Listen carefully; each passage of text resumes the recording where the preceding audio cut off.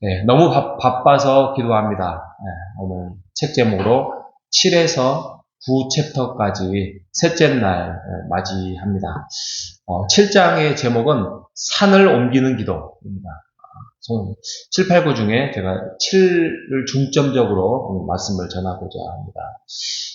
마태복음 21장 21절에서 22절까지의 말씀이 산을 옮기는 기도입니다. 산을 옮기는 기도.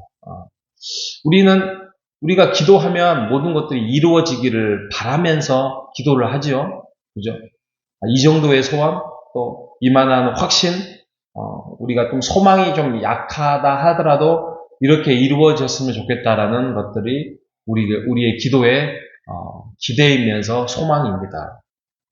그런데 우리가 한번 잘 생각해 보십시오. 우리가 그 기도할 때 얼마나 간절히 바라면서 하나님을 의지하며 기도하는가 이거죠.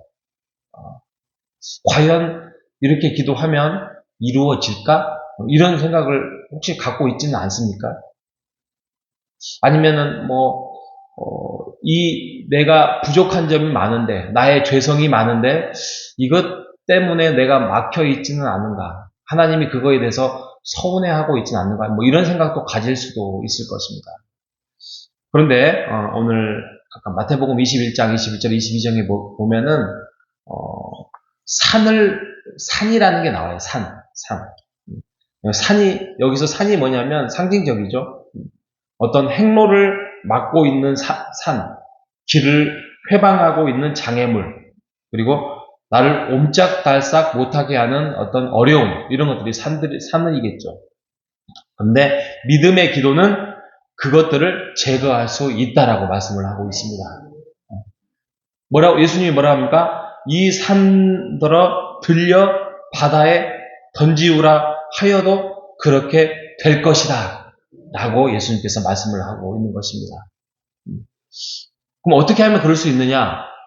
핵심은 뭐예요? 핵심은 뭐냐면 초점을 산에 맞추지 마라. 이게 핵심이에요. 우리가 살아갈 때, 기도할 때에 믿음으로 우리가 살아갈 때 산을 초점으로 맞추지 말라 이거죠. 진정한 하나님을 믿는 믿음이라는 것은 산이 아니라 하나님을 바라볼 때 오는 거예요. 이게 믿음이에요. 그죠? 근데 우리의 대부분은 산에 맞춰져 있습니다. 산에. 무슨 언어의 장벽, 또 문화의 혼돈, 또 나의 경험, 나의 실패, 또 그것 때문에 찾아오는 두려움, 또 나에게 찾아오는 엄청나게 큰 어떤 언제나 반복됐기 때문에 찾아오는 그러면 그렇지라는 어떤 공포감이나 낙담, 무능함, 그것 때문에 우리의 기도가 언제나 불쌍한 기도가 될 수 있어요. 어떤 기도? 하나님, 할 수만 있거든 이렇게 해주시면 감사하겠습니다. 이 정도 기도밖에 안 돼요. 그러니 예수님이 뭐라고요?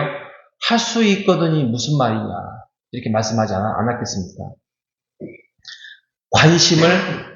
관심의 초점을 바꾸시는 여러분 되시기를 바랍니다. 왜? 하나님께서 우리의 기도를 통하여서 하나님과 우리와의 관계를 통하여서 우리가 열매 맺기를 바라시는 분이 하나님이라는 사실입니다. 그래서 산을 옮기는 기도는 결국에는 초점이 나의 연약함, 나의 부족함이 아니라 하나님의 충족함을 의지하는 것입니다. 어떻게 산을 옮길 수 있어요? 어떻게 하면 산을 옮길 수 있는 믿음의 기도를 할 수 있어요? 다시 한번 말씀드리지만 초점을 옮기시기 바랍니다. 왜요? 산을 옮길 수 있는 것은 나에게 능력이 있는 것이 아니라 내가 기도를 많이 해서가 아니라 내가 하나님 앞에 얼마나 믿음이 더 굳건하게 있느냐가 아니라 하나님의 능력에 있기 때문입니다. 우리가 할 수 있는 건 뭐냐면 그 하나님이 주신 말씀에 우리가 한 발을 더디어 순종할 때에 가능하다는 것입니다. 하나님과 동행할 때에 가능하다는 것입니다. 하나님과 동행한다는 것은 우리에게 믿음이 자라고 확신과 신뢰가 커져서 우리의 기도도 더욱더 능력을 발휘할 수 있는 것입니다. 여러분, 우리에게 산이 어떤 걸까요? 우리 다 각자 산이 있잖아요. 산. 어떤 내가 고칠 수 없는 파괴적인 습관?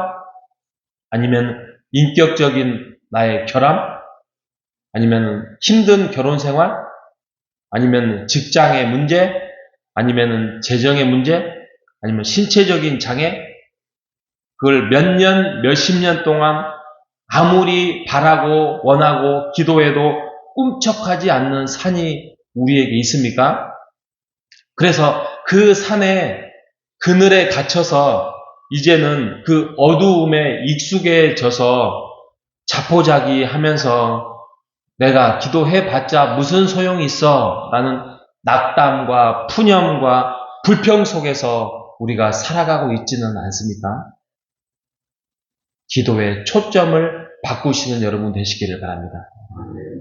중요한 거는 우리가 그렇게 어둠 속에서 가지고 있는 그 산이 무엇인지를 하나님이 아신다는 거예요.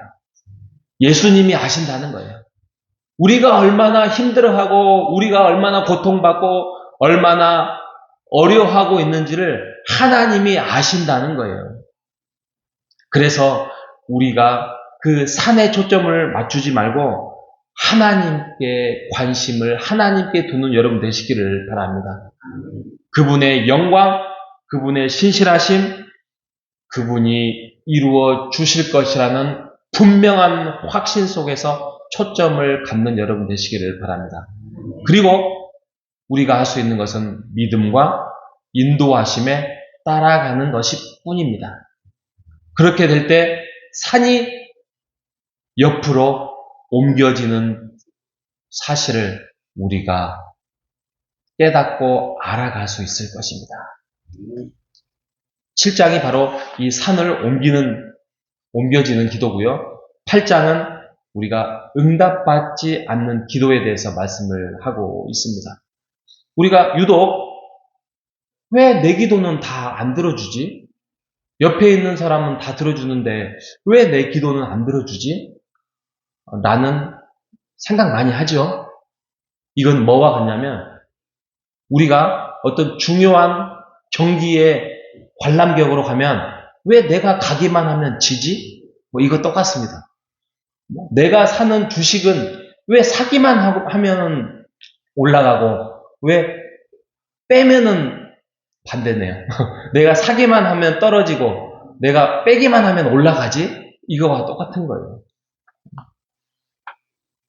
그거는 하나님께서 이 책에서 뭐라고 하냐면 4가지 이유가 있다고 합니다. 첫째는 절대로 안 돼. 이건 절대로 안 돼. 두 번째는 아직 시기가 아니야. 천천히. 릴렉스. 천천히. 세 번째로는 틀렸어. 이거를 통하여서 너는 성장해야 돼. 그리고 마지막으로는 좋아. 그렇게 하면 되겠어. 이렇게 4가지를 말씀을 하고 있는 것입니다. 우리를 너무나도 사랑하기 때문에 안 된다라고 하나님께서 거절하고 있는 것입니다. 그래서 우리의 동기를 다시 한번 살펴보고 그 동기가 무엇인지를 다시 한번 살펴보라고 말씀을 하고 있습니다. 시기가 아직 아니라는 것은 아직 기다려라, 또 기다려라. 기독교는 기다림과 인내의 열매다라고 말씀을 하고 있습니다. 그리고 우리가 틀린 거에 대해서 하면 하나님께서 그것을 나무라 하지 않고 그것을 우리에게 말씀을 통하여서 가르쳐주고 성장할 수 있도록 그래서 올바른 기도를 할 수 있도록 이야기를 하고 있다는 것입니다. 그리고 하나님께 올바른 기도를 한다는 것은 하나님께서 좋아, 잘하고 있어 그렇게 응원하고 칭찬하고 있다고 8장은 말씀하고 있습니다. 9장은 시간이 없어서 제가 수요일날 오늘 말씀을 나누겠습니다만 기도의 회방꾼이 있다고 합니다. 그 기도의 회방꾼은 누구냐? 물론 우리가 마귀가 될 수도 있고요. 또 여러 가지 상황이 될 수도 있고요. 그런데 그 기도의 회방꾼은 우리가 하나님과의 온전한 관계를 맺지 못하는 우리 자신이 회방꾼이 될 수 있다는 사실을 9장은 말씀하고 있습니다. 여러분, 우리가 기도를 통하여서 오늘 핵심은 산을 옮기는 기도에 대해서 우리가 초점을 맞췄습니다. 하나님이 우리에게 관계를 통하여서 우리의 모든 기도를 응답하시고 가르쳐 주시고 잘못된 기도를 할지라도 들으시고 바꾸어 가시는 분이 우리 하나님이십니다. 하나님과 신뢰, 하나님과의 관계 흔들리지 말고 부지런히 하나님 안에서 기도하면서 하나님과의 관계를 살아가는 우리 모두가 되시기를 주님의 이름으로 축복합니다. 하나님 아버지 감사합니다.